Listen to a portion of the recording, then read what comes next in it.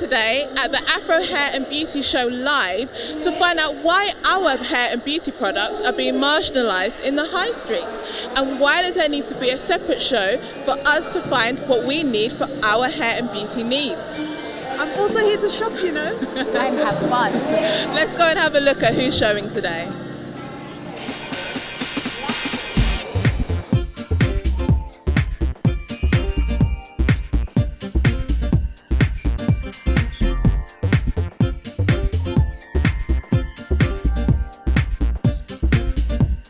Why do you think there needs to be a separate event for the Afro Hair and Beauty Show? I think shows like these are still important, even in 2016, because women of colour, there's still not really that much representation out there. A lot of the magazines, for example, mainstream media, they still tend to focus on Caucasian and even Asian women. So it's great to have a show like this. Often what is needed for women of colour, women from Africa, the diaspora, you don't always find it on the mainstream.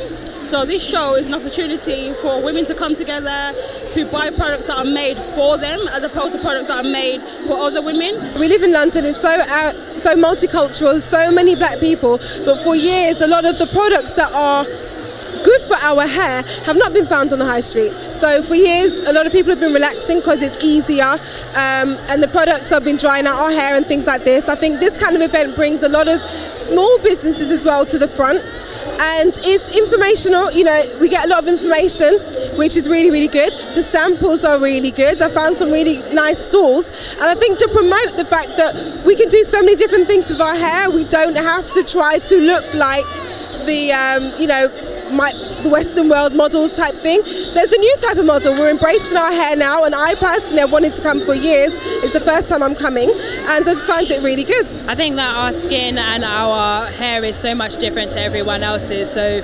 having the access to products that are specifically designed for us is extremely important. Well, I don't think we should have a separate one. I think we should all basically come together and like celebrate different types of hair, different types of beauty. But if we segregate it and make it separate, then it shows that there's a difference. And obviously we are all human beings, so therefore we should all do one thing.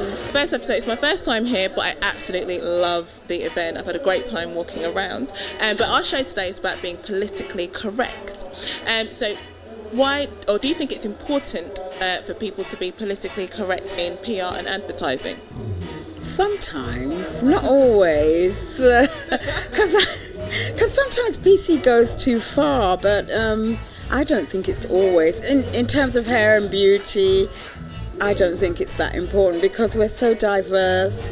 We do wear our hair how we want. If we want to wear it blonde, straight, afro, weaves, it's just, I don't think it's that important, not in hair and beauty. Sometimes it is, because it's important to give the right messages to our youngsters and that, and to use in terms of sending messages across, branding. Sometimes we advertise things that are for all races, all types of people, and it'd be nice to involve us. I think from the adverts I'm seeing now on television, sometimes they go too overboard, but it's nice to have mixed, because we're a mixed community. It's important to have that. What is the aim then of the Afro Hair and Beauty Show Live? What do you what's your greatest wish for it to be here in there?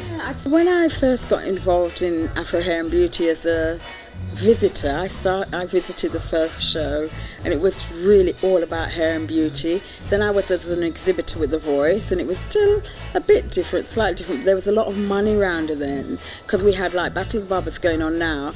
Remember, it used to be in a boxing ring, and it was a real battle. And I remember I was a judge when I worked for The Voice, and now it's really evolved into a complete lifestyle event.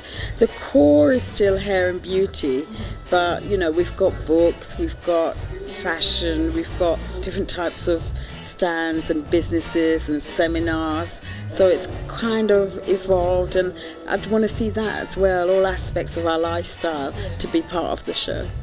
Thank you so much for taking time out to speak to me today. Please, I would actually say to everyone, come down next year because it's an absolutely fantastic event.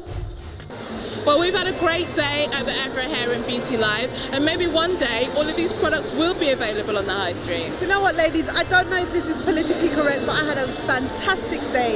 It's been amazing. Performances, live shows, everything. And great for shopping too, don't you think? Definitely. Well, until next year, bye-bye, Afro Hair and Beauty Live.